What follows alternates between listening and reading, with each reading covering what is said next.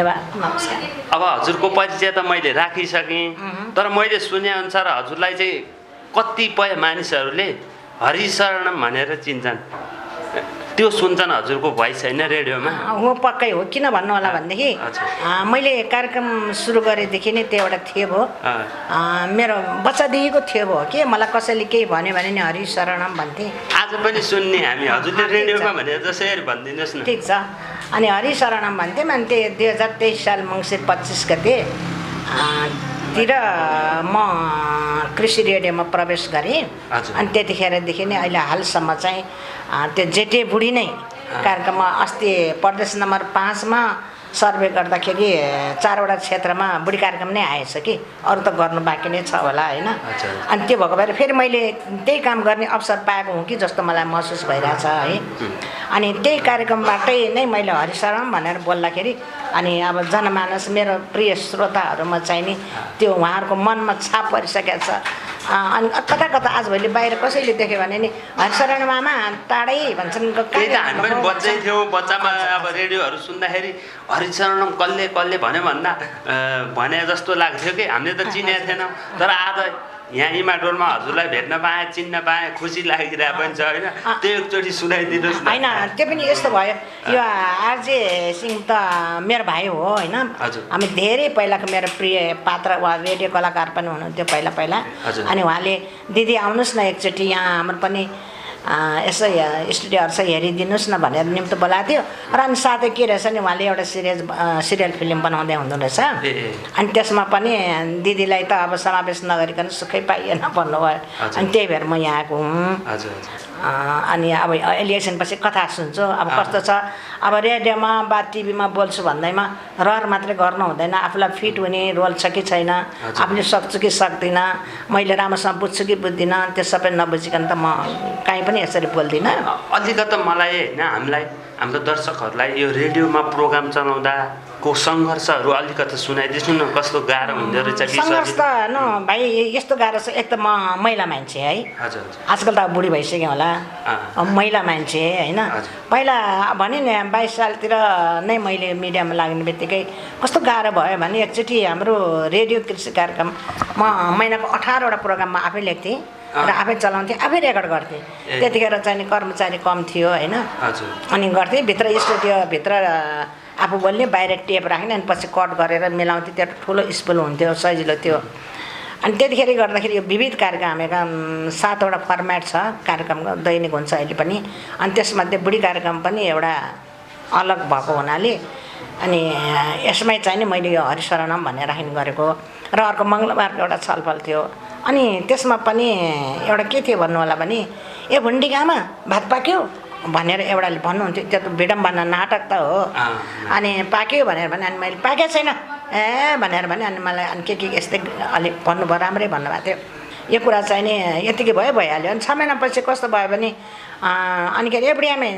तिम्रो घरमा तिमीले बोलेको आउँछ रेडियो भने, रेडियो छ, मैले बोलेको त आउँदैन भनेर भने। अनि त्यसपछि त्यो रेडियो बोकेर ल्याऊ भनेर भन्नुभयो। अनि त्यो रेडियो बोकेर लगेँ कि, यत्रो सानो सानो थियो, गाह्रो हुन्थ्यो, बोकेर लगेँ। अनि त्यहाँ कस्तो भयो भने त्यो हाकिम साहबहरूले त्यो मिलाइदिनु भयो, त्यो च्यानल मिलाइदिएर अनि घर लगेर अब मेरो बाबुआमा त दङ्ग पर्छ, दाजुभाइ पनि सबै दङ्ग पर्छ। खोलेर सुनाए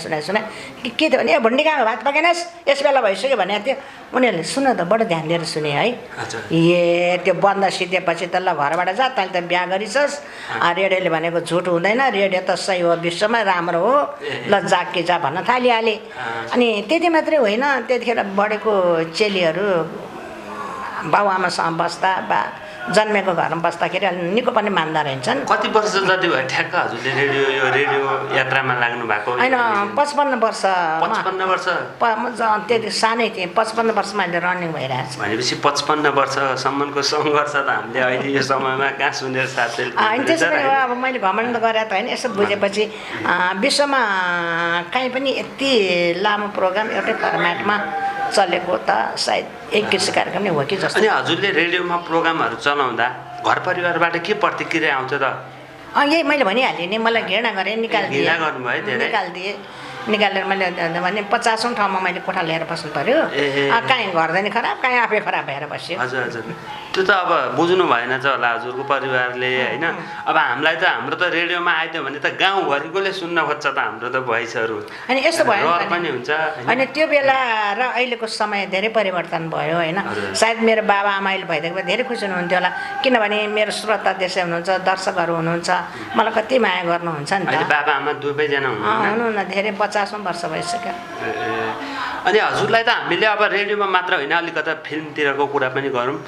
हजुरलाई फिल्मतिर टेलिसिरियलतिर विभिन्नतिर देख्छौँ होइन त्यतातिर पनि हजुर अहिले कतिको व्यस्त हुनुहुन्छ के यस्तो छ एक त अब यही अहिले विश्व स्थिति राम्रो छैन होइन हजुर अब लकडाउन भन्छन् हामी त अब बन्द भन्छौँ के अरे अब यो लकडाउन हुनुभन्दा पहिले मैले 4-5वटा ठुलो फिल्ममा खेलेको थिएँ अब त्यो अहिले हुनु पाएन हल बन्द भयो एउटा आमा फिल्म चाहिँ बडो राम्रो हाम्रो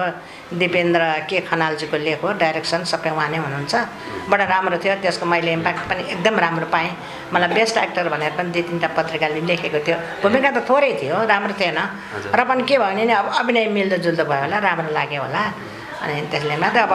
हिजोआजको कुरा सन्तोष पन्थजीको ठुलो फिल्मको थियो त्यो पनि डबिङ सबै सिधै तयार भइसकेको थियो अब यो बन्द भइगयो अनि अर्को काशीराम हेलो काशीराम भन्ने दिलीप रायमाझी र म अनि अरू साथीहरू पनि हुनुहुन्थ्यो अनि हाम्रो के विश्वकर्माजीले बनाउनु यो फिल्म क्षेत्रतिर लाग्नलाई कतिको गाह्रो छ सजिलो छ कि गाह्रो छ के छ हेर्नुहोस् अब आजभोलिको मान्छेले सजिलो सम्झिन्छन् जसरी बोल्दा नि भने मैले फेरि उहाँहरूलाई बोल्न सक्नुहुन्न भने होइन बोल्नुहुन्छ हामीभन्दा फास्ट हुनुहुन्छ धेरै होइन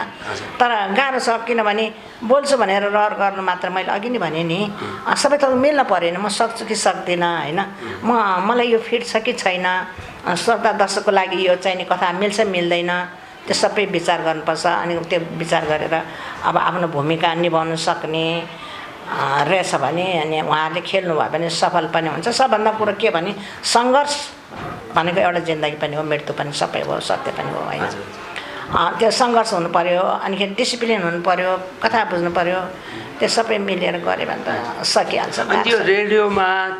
फिल्म खेल्दा हजुरलाई सबभन्दा खुसी कुन बेला हुनुभएको छ त के गर्दा चाहिँ खुसी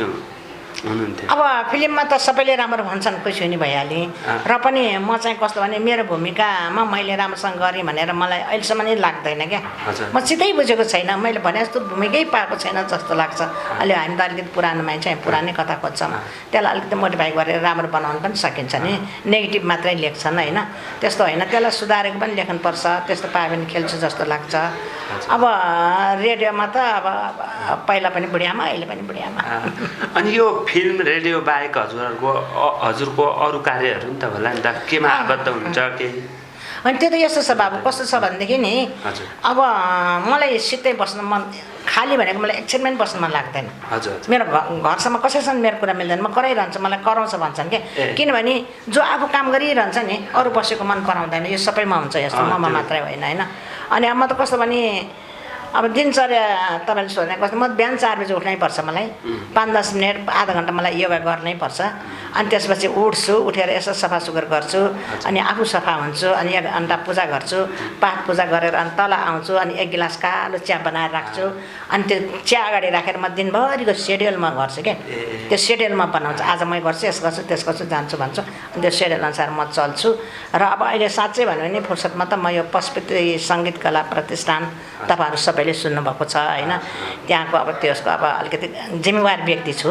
अनि दिदी कति वर्ष हुनुभयो अहिले वर्ष त मलाई हेरेर आफै पत्ता लगाउनु भइहाल्छ लाग्दा लाग्छ अब 50 त कटिसक्नु भयो होला होइन दर्शकहरूले सोच्नुपर्ने कुरा अब 50 वर्ष त नभनौँ है 50 कटे होइन कि कट्नु भयो कटिसक्नु भयो 50 त नआइसके यो तपाईँहरूले राख्ने मैले भन्ने होइन यसो सोध्दै हुन्छ उमेर नसोध्नु भन्थे है होइन केही फरक पर्दैन किनभने मैले उमेर ढाँटेँ भने त मेरो अनुहारले त देखाइहाल्छ नि होइन र त्यसैले अब हामीले त अब हजुरलाई मात्र चिनेको होइन अब हजुरको छोराछोरीलाई त हामीले चिन्न सके छैन अब ल मेरो छोराछोरी छोराछोरी कति छ त हजुर बताइदिनु मेरो छोराछोरी कसरी चिन्ने मेरो बिहे भएको छैन त बिहे भएको छैन भएको छैन मैले बिहे गरिनँ मेरो छोराछोरी कहाँ छ भनेर सोध्नु मेरो छोराछोरी सबै ल यसमा अब मिडियामा पनि कसैले ख्याल गर्छ भने अब कस्तो भने मेरो छोराछोरी त रेडियो सुन्नेहरू सबै मेरो छोराछोरी किनभने म बुढी आमा भएर खेल्छु नि त सबैले आमा भन्छन् तिनी अब त्यो हिसाब गरेर साध्य छैन कति कति ए अहिलेसम्म हजुरले भनेपछि बिहे नै गर्नु भएको छैन है छैन भाइ छैन मैले सोध्न नहुन्थ्यो होला अब सरी त्यसो भए सोधिहालेँ होइन किनभने मेरो उमेरले नि बताउँछ नाति पलाती कति छ भनेर देखाउँछ नि त त्यसो तपाईँहरूले सोध्नुभयो केही फरक पर्दैन किन हजुरलाई अब त्यसो भए त यो आम नेपाली दर्शकलाई चासोको कुरा भयो लक्ष्मी भुसालले किन बिहे गरेनन् किन भन्ने कुराहरू आउन सक्छ किन नगर्नु भए बताइदिनुहोस् न त अब फुर्सद भएन त्यतिखेर लभ गर्ने फुर्सदै भएन भएन हामी त किनभने मैले सानैदेखि सरकारी जागिर खाएँ हजुर अनि त्यतिखेर फ्री पनि छैन होइन हामी त बसिरहनु पर्थ्यो महिनाको 18वटा रेडियो प्रोग्राम आफै लेख्ने आफै बोल्ने आफै रेकर्ड गर्ने दुनियाँ गरेन्थ्यो बिजी पनि भयौँ अनि अहिलेको जस्तो फ्री समय थिएन हामी त बाटो हिँड्दा कसैले देख्यो भने त्यो बाटो भोलिपर्छ नहिँड्नु छोडिदिन्थ्यौँ हामी त्यति डराउँथ्यौँ कि केटाहरूले त जिस्काउँथ्यो होला नि त जिस्काएन किनभने म अब खुर्र जाने खुर्र घर जाने घर अफिस हुन्थ्यो म त्यतिको अहिले पनि म सहर बजार घुम्न जान्दिनँ बाटो देख्दिनँ म हजुर त्यसो भए हजुर त बिहे नै नगरी एकल नारी भएर सङ्घर्ष गर्नुभएछ फिल्म क्षेत्रमा त्यही भएर सफल भयो कि जस्तो लाग्छ मिडिया भनौँ न रेडियो फिल्ममा सङ्घर्ष सफल त हेर्नु त्याग्नुपर्छ सबै कुरो जुनसुकै कुरा पनि सफलको लागि त आफूले त्याग्नुपर्छ होइन तर मैले अब मैले अघि नै फेरि दोहोऱ्याउँछु म घर परिवारले मलाई निकाले तापनि पहिला त मलाई बाबुआमाको असाध्यै माया लाग्थ्यो अब के गर्ने जस्तो लाग्थ्यो तर अब उहाँहरू बितिसक्नुभयो बिर्सिन त सक्दिनँ म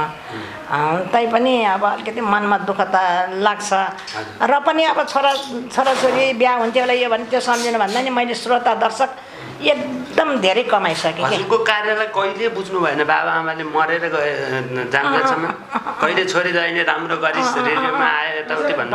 भन्नु भएन धेरै वर्ष बाहिर बसिसकेपछि मेरो आमा अन्तिम भेट चाहिँ भयो बिरामी हुनुभएको रहेछ अनि फागुन 3 गते आमा बित्नु भयो त्योभन्दा 2-4 दिन मलाई पनि उनीहरूले अलिकति आइदिए हुन्थ्यो जस्तो देखायो जान त म जान्थेँ मन पराउँदैन्थेँ सहयोग गर्नुपर्ने मेरो बाबाआमालाई सहयोग गर्नुपर्ने म गर्थेँ रेडियोमा प्रोग्राम आउनु भने यस्तो रेडियोमा बोल्दा यस्तो यताउति हुन्छ भनेर हजुरले सम्झाउनु बुझाउनु भएन नै सम्झाएन मैले म आफै जिल परेँ कि किन रिस गरेँ किन गाली गरेँ अब त्यहाँ आमा मात्रै थिएन मेरो आमा त सोझी हो अरू जुनियरहरू पनि थिए अनि त्यहाँ थप भयो होला अब खैर अब त्यो त म त अहिले सम्झिनँ तर मेरो श्रोता दर्शक हुन्छ केही पाउनुको लागि केही गुमाउनु पर्छ भने चाहिँ त्यो त हो तर अब मैले यही कार्यक्रम यही मिडिया कार्यक्रमकै लागि मैले जीवन अर्पण गरिसकेँ होइन अब यही नै रमाइलो लाग्छ अन्तिमसम्म मैले माइकमा बोल्न पाएँ भने फिल्ममा खेल्न पाएँ भने म सन्तोष हुन्छु त्यही भएर त आज हजुर रेडियो नेत्री फिल्मतिर जताततै चर्चित हुनुहुन्छ श्रोता दर्शकहरूले मन पराउनु भएको छ सब नेपालीको मनमुटुमा बस्नु भएको छ लक्ष्मी भुसाल भनेपछि सबले चिन्छ अनि आज चाहिँ हजुर यहाँ के विषय ल्याउनु भएको भन्नुभयो म यहाँ एउटा सिरियल बन्दैछ फिल्मको सिरियल अनि त्यो सिरियलमा अनि दिदीले पनि हेल्प गर्नु पर्यो भनेर भाइले भन्नुभयो अनि त्यही भएर त्यो अब मैले कथा सुन्न आएको खास गरिकन आरजे रनाबाट सिरियल बन्दैछ अनि त्यही कथा सुन्नमा आएको अब सुन्छु अहिले एकछिनपछि कथा सुनेर जान्छु होला अनि यो रेडियोतिर लाग्दा फिल्मतिर लाग्दा अब अलिकता यो आर्थिकतिर नि जाऊँ न हामी पैसामा के सन्तोष के छ बताइदिनु न होइन अब अहिले त कमाउने पनि छ होइन काम पनि धेरै भयो त्यो बेलामा त हाम्रो पालामा छैन फिल्म बन्ने भन्ने पनि छैन केही छैन नत्र भने मलाई पनि एक्चुअली के भएको थियो भने 26-27 सालतिर एउटा त्यो सालतिर चाहिँ नि एउटा के थाहा पा भन्ने चाहिँ नि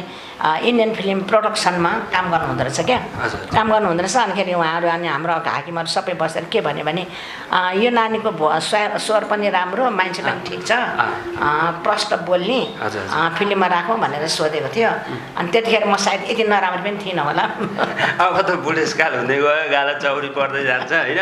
यति नराम्रै थिइनँ अनि त्यहाँबाट होइन म त खेल्दिनँ हजुर रेडियोमा बोल्दा त घरबाट निकालिदियो फिल्ममा खेल्यो भने देशैबाट निकालिदिन्छन् म त फिल्ममा खेल्दिनँ भनेर भने नत्र पहिले बोलाएको थियो फेरि अर्को कुरा के भनेदेखि हामी यसरी बाहिर हामी त पहिलाको कर्मचारी हो नि त नि हामीले त त्यो शपथ ग्रहण गरेकै हुन्छ हामी आफ्नो सिटमा बसेर अफिस कार्यालयमा बसेर हामी काम गर्छौँ होइन हामी कतै लाग्दैनौँ न राजनीति लाग्छौँ न कतै लाग्दैनौँ दोस्रो पेसा पनि हामी गर्न पाउँदैनौँ भनेर हामीले त्यो गरेको भएर सरकारी जागिरमा आबद्ध हुनुहुन्थ्यो हजुर त्यही रेडियोमा कि रेडियोमै हो रेडियो नेपाल होइन म त कृषिमा हो। हाम्रो कार्यक्रम चाहिँ नि रेड नेपालबाट जान्छ अनि प्राय मलाई सबै श्रोताले रेडियोकी बुढी आमा भन्छ म हो भन्दै हिँड्छु। अहिले त अब त्यो सरकारी जागिरको नि के हुन्छ नि लास्ट कति समय काम गर्छ पेन्सन पाउने के भनिन्छ हजुर त्यस्तैमा त हुनुहुन्छ होला नि होइन? म त अहिले अब अवकाश पाइसकेँ। अवकाश पाइसक्नु भयो हो। हजुरको धेरै दुःख सङ्घर्षको कथाहरू सुन्यौँ हामीले दर्शकहरूलाई सुनाउनु पायौँ खुसी लागिरहेछ आज होइन पहिलोचोटि हजुरलाई भेट्न पाएँ। तपाईँसँग भेट भयो तपाईँको नाम धेरै रूपक बाँसुरी भन्ने मैले धेरै पहिला सुनेको थिएँ देखेको थिइनँ होइन। अब यो आरजी सिंह त बिचरा धेरै सङ्घर्षशील गर्ने मान्छे हो बाहिर विदेशमा कता कता गएर आएर अब यस्तो खोल्नुभएछ जे होस् हामीहरूलाई उहाँहरूले अवसर दिने एउटा ठाउँ काम बनाइदिनु खोल्नु भएको रहेछ। हामी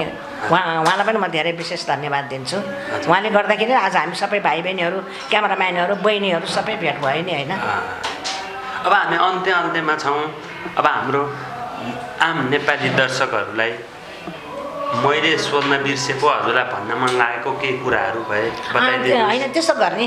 तर एउटा कुरो चाहिँ जसरी पनि भनिदिनुहोस् है त्यो हरिशरणम भन्ने हजुरको अहिले छुटाउनु भएको छ होइन म भन्छु त्यो मेरो अन्तिम थियो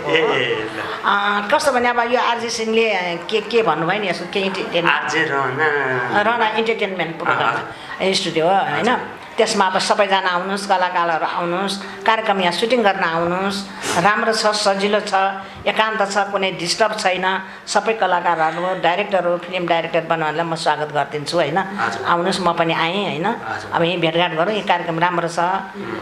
यहाँ फेरि म्यानेजमेन्ट पनि राम्रो लाग्यो मलाई साह्रै राम्रो लाग्यो होइन। आएर आउनुहोस् भन्ने उहाँहरू सबैलाई म अनुरोध पनि गर्दछु। र साथै एउटा अन्तिममा चाहिँ हाम्रो पशुपति सङ्गीतकला प्रतिष्ठानमा तपाईँहरू पनि आउन सक्नुहुन्छ। प्रत्येक एकादशीमा भजन हुन्छ भन्छ त्यहाँको मेम्बर लाइफ मेम्बर बन्नुहुन्छ भनेदेखि 1200 र 2टा फोटो नायकताको प्रतिलिपि चाहिन्छ। हामीले आज हाम्रा नेपाली दर्शकहरूलाई सुनाउन पनि पायौँ खुसी लाग्यो होइन। त्यति भन्दै अब हजुरले हामीलाई एकै समय टाइम दिनुभयो हजुरका कुराहरू राखिदिनु भयो त्यसको लागि धेरै धेरै धन्यवाद भन्दै तपाईँलाई पनि धेरै धेरै धन्यवाद। यो आरजे सिंह स्टुडियोलाई पनि धेरै धेरै धन्यवाद भन्दै म बिदा हुन्छु। मेरो श्रोता दर्शकले मलाई हेरिरहनु भएको छ भनेदेखि यहाँहरूलाई पनि म नमस्कार गर्छु र म जाँदै मेरो अन्तिम थिएको हो हरि शरणम। हस् हरि शरणम।